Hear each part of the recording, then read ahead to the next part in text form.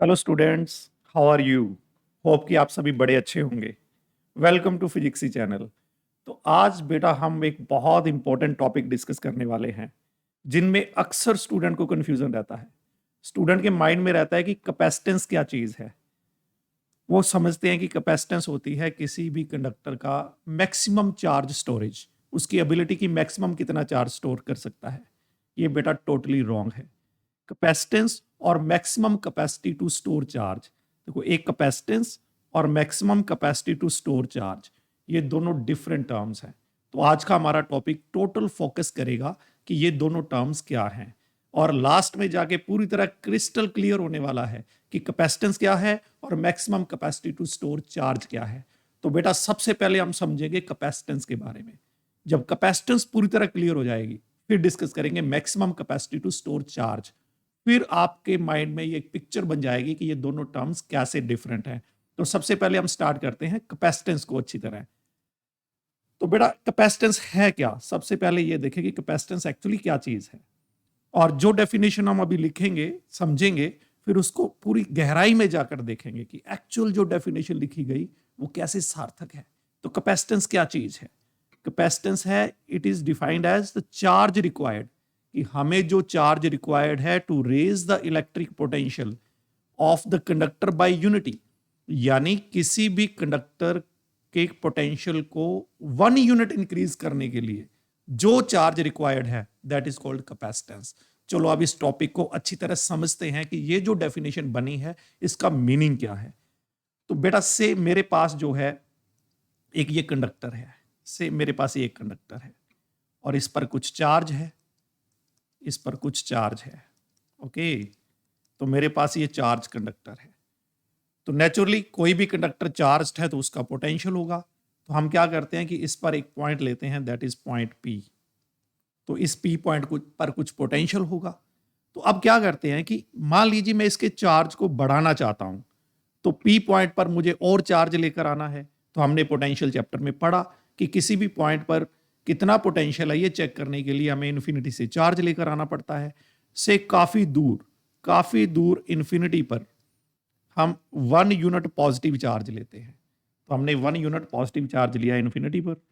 अगर इस चार्ज को मैं इस पी पॉइंट पर लेकर आना चाहता हूं, तो हमें पता है कि इस पॉजिटिव चार्ज को इस पी पॉइंट पर लाने के लिए मुझे वर्क करना पड़ेगा। क्यों वर्क करना पड़ेगा?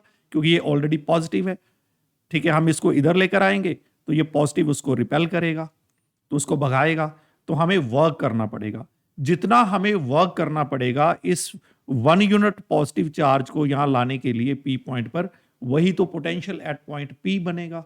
इसका मीनिंग ये हुआ कि मुझे वर्क करना है पी पॉइंट पर चार्ज को स्टोर करवाने के लिए, मोर चार्ज को स्टोर करवाने के लिए, वही पोटेंशियल बन जाएगा। इट मींस अगर हम इस पी पॉइंट पर चार्ज लेकर आना चाहते हैं तो हमें वर्क करना है। चलो बेटा हम क्या करते हैं, इस पर थोड़ा सा चार्ज और बढ़ाते हैं, इस बॉडी पर थोड़ा सा चार्ज और बढ़ाते हैं। उससे क्या होगा वो देखते हैं। जब हमने चार्ज और बढ़ा दिया इस बॉडी पर, अब अगर 1 यूनिट चार्ज को हम इस तरफ लेकर आना चाहते हैं तो ये चार्ज बढ़ चुका है ऑलरेडी, ये चार्ज ऑलरेडी बढ़ चुका है, तो मुझे ज्यादा वर्क करना पड़ेगा। It is very much clear कि अब ये चार्ज ज्यादा है, तो मुझे और चार्ज 1 यूनिट पी पॉइंट पर स्टोर करवाने के लिए ज्यादा वर्क करना पड़ेगा। इसका मीनिंग क्या हुआ? अगर मैं इसका चार्ज बढ़ा रहा हूं तो मुझे 1 यूनिट चार्ज और यहां लाने के लिए ज्यादा वर्क करना पड़ता है। तो मीनिंग पी पॉइंट पर पोटेंशियल पहले से ज्यादा बढ़ गया। इसका मीनिंग ये रहा कि अगर बॉडी का खुद का चार्ज हम बढ़ाते चले जाएं तो पी पॉइंट पर पोटेंशियल भी जो है वो बढ़ता चला जाएगा। इससे हमें क्या जानकारी मिल रही है कि जैसे जैसे किसी बॉडी का, किसी कंडक्टर का हम चार्ज बढ़ाते चले जाते हैं, बढ़ाते चले जाते हैं, बढ़ाते चले जाते हैं, तो उसके सरफेस पर या उसके नियर बाय किसी भी पॉइंट पर उसका जो पोटेंशियल है वो बढ़ता चला जाता है, बढ़ता चला जाता है, बढ़ता चला जाता है। ये जो अभी हमने डिस्कस किया उससे पूरी तरह क्लियर है कि अगर मैं चार्ज इन्फिनिटी से यहां लेकर आऊंगा तो मुझे वर्क करना है, वही पी पॉइंट का पोटेंशियल है। जैसे जैसे चार्ज बढ़ाता चला जाऊंगा कंडक्टर पर, वैसे वैसे मुझे ज्यादा से ज्यादा से ज्यादा वर्क करना पड़ेगा। इसका मीनिंग क्लियर कि पी पॉइंट पर पोटेंशियल ज्यादा से ज्यादा बन रहा है। इट मींस कंडक्टर के सरफेस पर पोटेंशियल बढ़ता चला जा रहा है या इसकी वेसिनिटी में पोटेंशियल बढ़ता चला जा रहा है। तो मीनिंग जितना ज्यादा चार्ज उतना ज्यादा पोटेंशियल। तो ये बात हमें अच्छी तरह क्लियर हो गई कि जितना ज्यादा चार्ज उतना ज्यादा पोटेंशियल, यानी V is directly proportional to Q या Q is directly proportional to V। जैसे जैसे चार्ज बढ़ेगा वैसे वैसे पोटेंशियल बढ़ेगा। तो मीनिंग क्या निकला इस बात का? इस बात का बेटा मीनिंग हुआ कि Q is directly proportional to V, कि जितना ज्यादा चार्ज उतना ज्यादा पोटेंशियल। अब हमें पता है कि प्रोपोर्शनैलिटी हटाएं तो we have to place a constant, तो उस कांस्टेंट को हम C से प्रोनाउंस करते हैं। तो ये जो C है, ये C is called self capacitance of the conductor. जो हमने कंडक्टर लिया उसकी सेल्फ कैपेसिटेंस है। अब और जनरली हम इसे क्या कहते हैं? Generally we pronounce it capacitance, इसको हम कैपेसिटेंस प्रोनाउंस करते हैं। ठीक, तो यानी C क्या निकला? C is Q by V। अब जरा ध्यान से देखना है। ठीक, इफ V इज 1 वोल्ट, अगर मैं V को 1 वोल्ट लूं तो इट इज क्लियर कि C इज इक्वल टू आ गया Q। इसका मीनिंग कैपेसिटेंस क्या है? कैपेसिटेंस है चार्ज रिक्वायर्ड, कैपेसिटेंस है charge required to raise the potential of the conductor by unity. आप देख सकते हो ये हमने यूनिटी पोटेंशियल इंक्रीज करना है, तो जितना चार्ज रिक्वायर्ड है वो हमारे पास कैपेसिटेंस है। तो यही तो हमारी डेफिनेशन थी। लेट्स सी, जो हमने डेफिनेशन लिखी वो क्या है? It is defined as charge required to raise the potential by unity. और यही बात तो हमने यहां प्रूव करी कि C क्या आ गया? Q, charge required to raise the potential of the conductor by unity.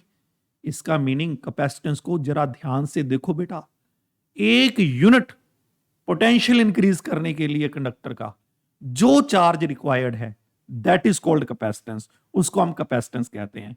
और एक बात और यहां हम देखें कि हमने जो ये कंडक्टर लिया था पीछे, ये हमने कंडक्टर लिया और एक इन्फिनिटी से हम यहां 1 यूनिट पॉजिटिव चार्ज को लाने की कोशिश कर रहे थे, चेक करने के लिए कि इस पी पॉइंट पर पोटेंशियल का क्या नेचर रहता है। तो हमने क्या करा? इन्फिनिटी से चार्ज को लेकर आए और हमारे पास C बना Q बाई V। अब जरा ध्यान देना, ये जो V है, ये V क्या है? V is potential difference. किस किस का potential difference? Of the conductor and the charge at infinity. अब हमें पता है इंफिनिटी पर जो पोटेंशियल है वो तो 0 होता है। इस कारण ये जो V है एक्चुअली ये पोटेंशियल डिफरेंस है। ठीक, क्योंकि इंफिनिटी पर पोटेंशियल 0 होता है तो हम इस V को इस केस में जनरली कह देते हैं it is the potential of the conductor. लेकिन माइंड में ये रखना है कि रेफरेंस पॉइंट हमने इंफिनिटी लिया है, इंफिनिटी का पोटेंशियल, इंफिनिटी पर पोटेंशियल 0 होता है, तो पोटेंशियल डिफरेंस जो बनेगा एक 0 है। तो हम जनरली डिफाइन कर देंगे कि potential of the conductor V है, क्योंकि है ये potential difference but reference point हमारा इंफिनिटी है, ये हमने रेफरेंस पॉइंट लिया है। तो रेफरेंस पॉइंट पर पोटेंशियल 0 होता है तो डिफरेंस अपने आप ही V आ जाएगा। अगर मैं ये कहूं कि डेल्टा V क्या है? V of conductor minus V of infinity.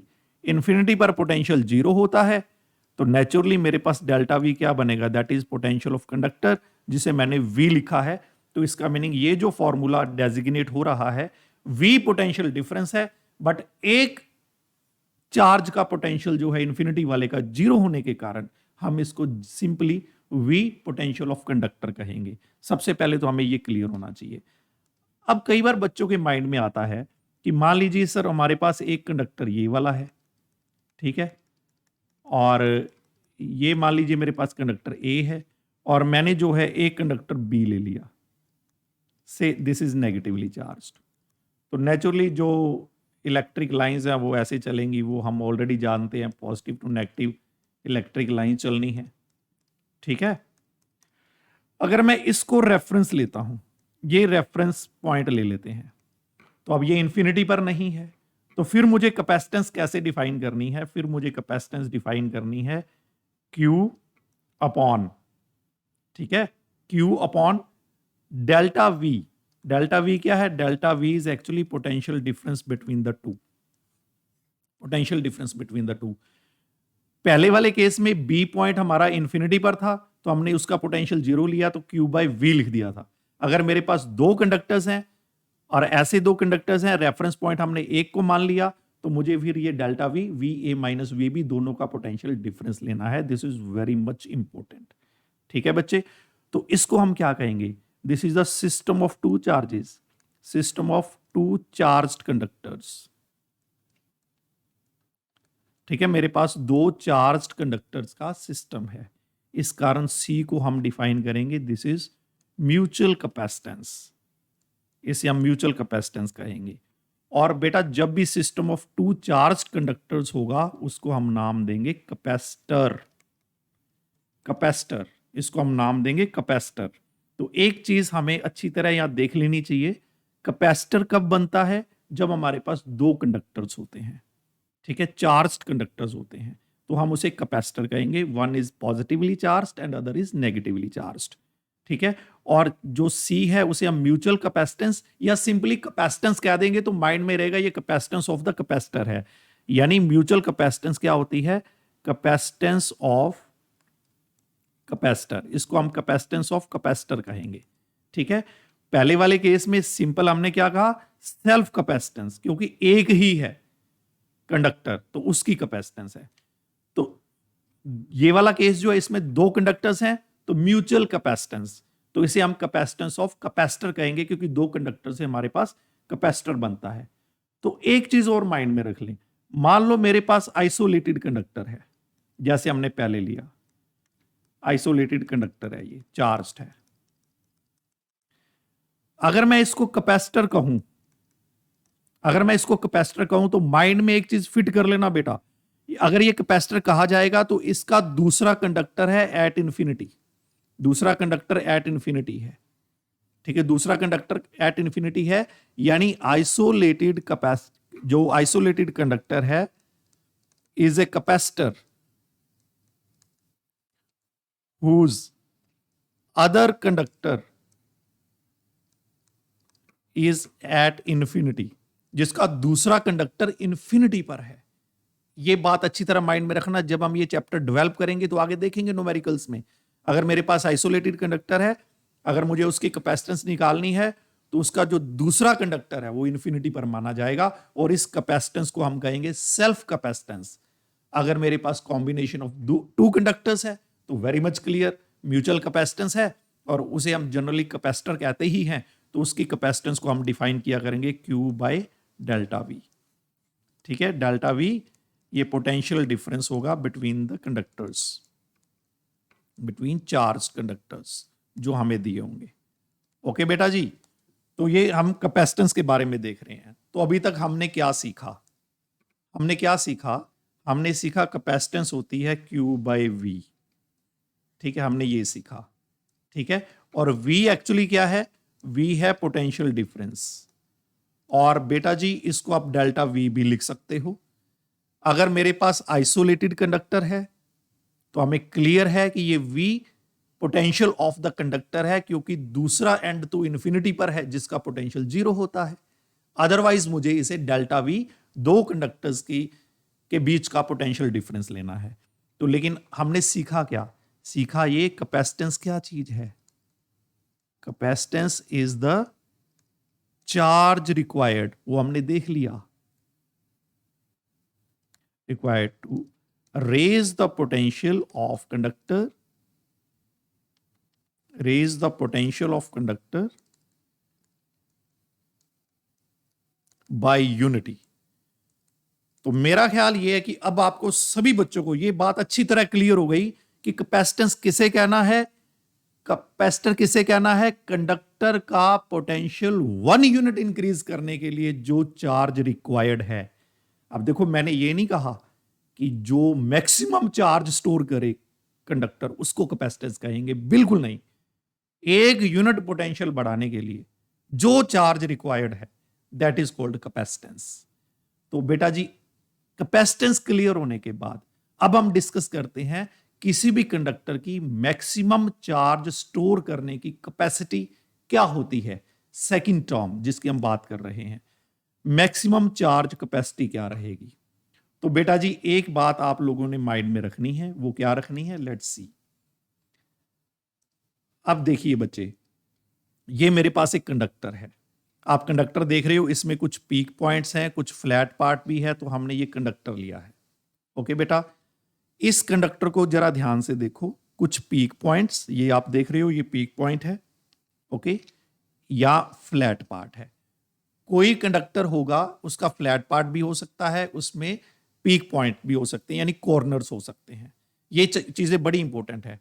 Maximum charge capacity जो है किन बातों पर डिपेंड करती है, मैक्सिमम चार्ज कैपेसिटी ये डिपेंड करती है, number 1 shape and size of conductor, कि कंडक्टर का शेप और साइज क्या है।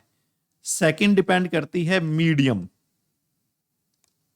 इन विच चार्ज्ड कंडक्टर इज प्लेस्ड।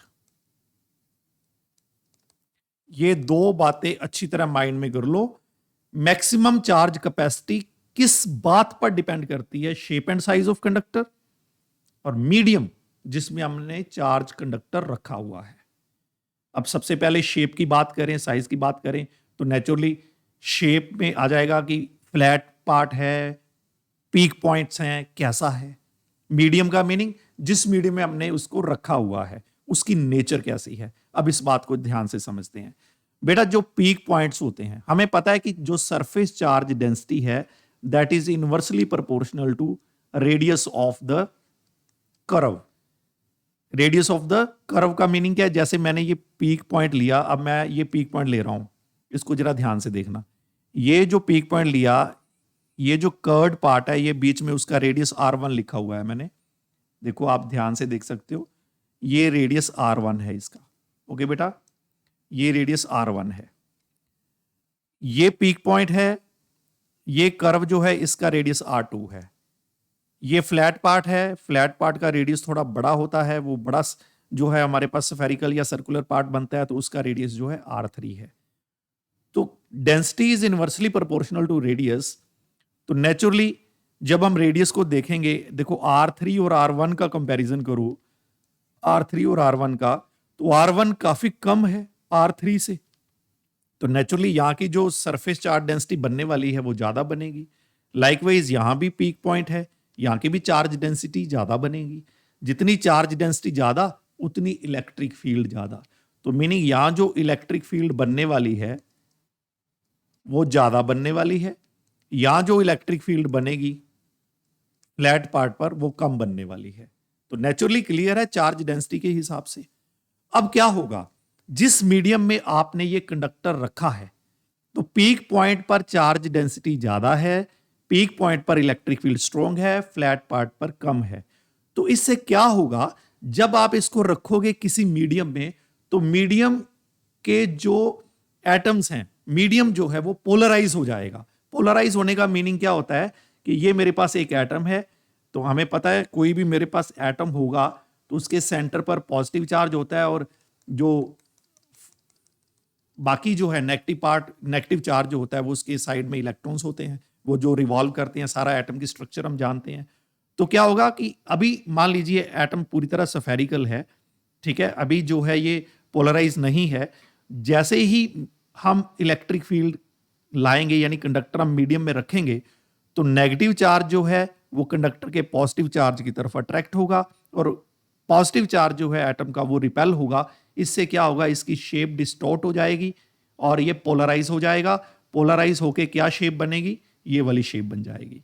देखो ये हमारा वही कंडक्टर है, ये वाला सारा कंडक्टर हमारा, और ये डाइपोल्स जो हैं, जो ये इस तरह की शेप बनी है, ये पोलराइज हो गए। एटम मीडियम के मॉलिक्यूल जो हैं वो पोलराइज हो गए, जिससे क्या हुआ कि कंडक्टर का पॉजिटिव चार्ज है उसने नेगेटिव अट्रैक्ट कर लिया, और इसका जो पोल बने हैं पॉजिटिव पोल अवे हो जाएगा, पोलराइज हो गया।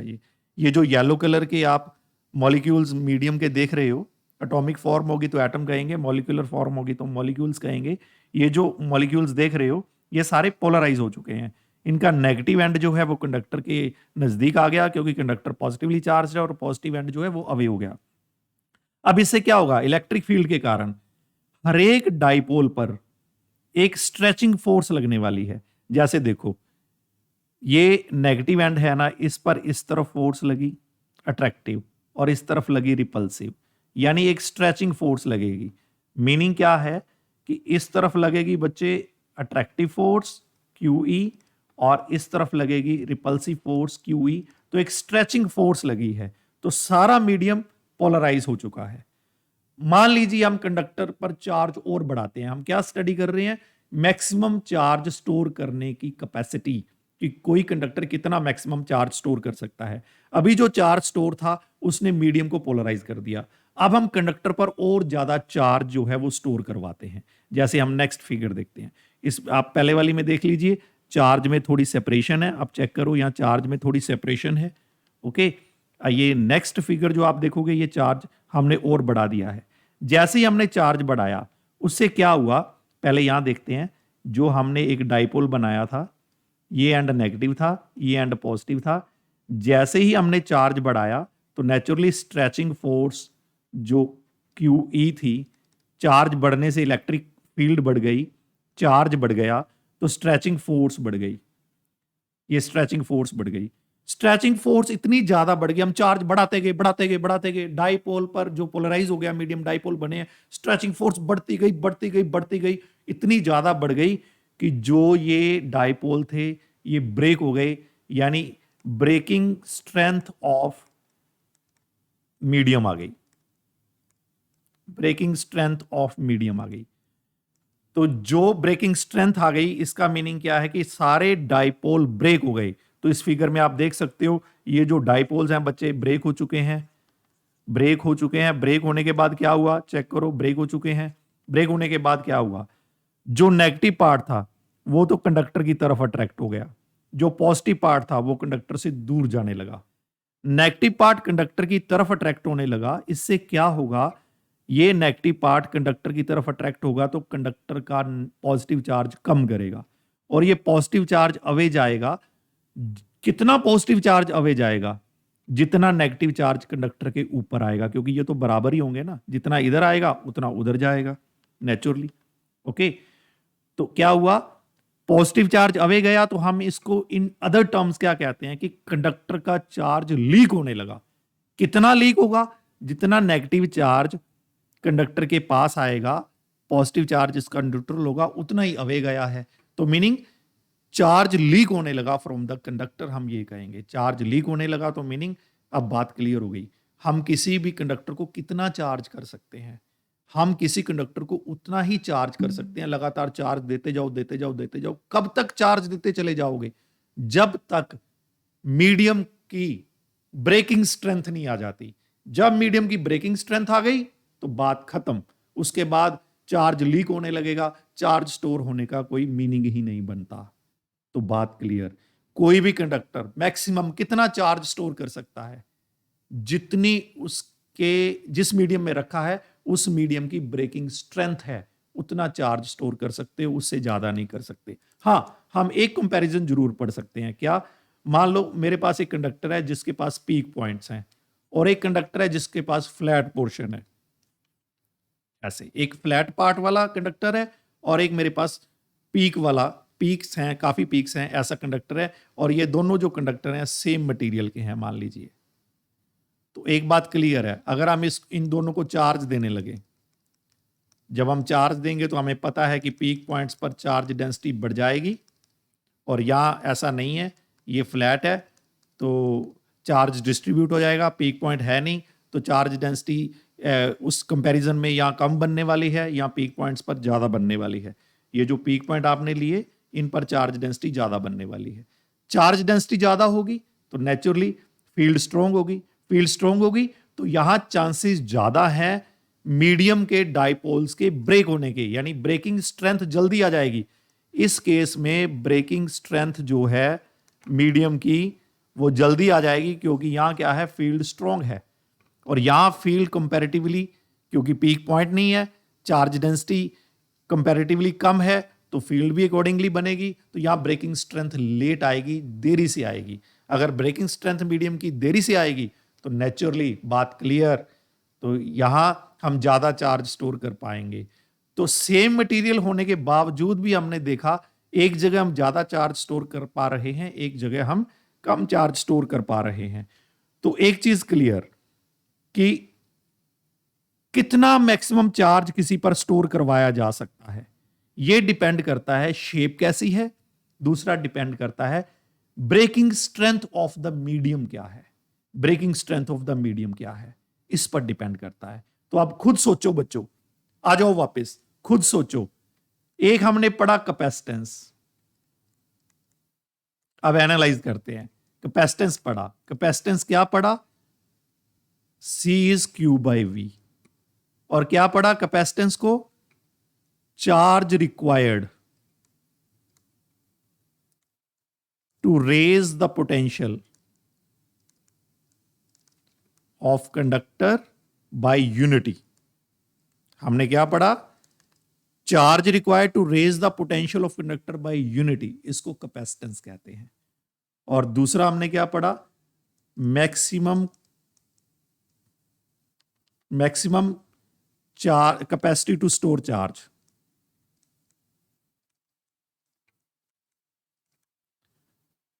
और ये किस बात पर डिपेंड करती है, ये क्या होता है, ये कौन डिसाइड करता है, नंबर 1 शेप ऑफ कंडक्टर, और दूसरा कौन डिसाइड करता है, ब्रेकिंग स्ट्रेंथ ऑफ मीडियम। अब बोलो, दोनों में फर्क क्लियर हुआ। कैपेसिटेंस को कभी maximum capacity to store charge नहीं कहना है। ओके बच्चे, तो ये दोनों का डिफरेंस है। तो आपको एक बात ध्यान देनी है, कैपेसिटेंस क्या है, क्लियर। और एक बात कहनी, कैपेसिटर कब कहना है, अगर आइसोलेटेड कंडक्टर हुआ तो उसका दूसरा जो कंडक्टर है वो इन्फिनिटी पर लेना है, उसमें पोटेंशियल डिफरेंस जो है वो कंडक्टर का ही पोटेंशियल दिया जाएगा। अगर मेरे पास 2 कंडक्टर हैं, उसको हम जो है पोटेंशियल डिफरेंस, दोनों का पोटेंशियल का डिफरेंस लेंगे, ठीक है, क्योंकि रेफरेंस पॉइंट अब इन्फिनिटी नहीं है। वो पॉइंट बड़ा इंपॉर्टेंट है न्यूमेरिकल के लिए। कैपेसिटेंस क्या होती है, charge required to raise the potential of conductor by unity. और maximum capacity of charge storage क्या है, वो डिपेंड करती है शेप पर और breaking strength of the conductor पर। ठीक है बच्चा, तो मेरा ख्याल है कि ये दोनों टर्म्स आपको अच्छी तरह क्लियर हो गई होंगी। अगर आपको ये टॉपिक बड़ा अच्छा लगा हो तो बेटा चैनल को सब्सक्राइब करें और मैक्सिमम बच्चों तक शेयर करें, ताकि सभी को क्लियर हो कि भाई फिजिक्स जो है ना वो बड़ी मज़ेदार चीज़ है, कॉन्सेप्ट कैसे क्लियर होते हैं ये बात अब हमें क्लियर है। ओके बेटा जी, बाय बाय, मिलते हैं नेक्स्ट लेक्चर में।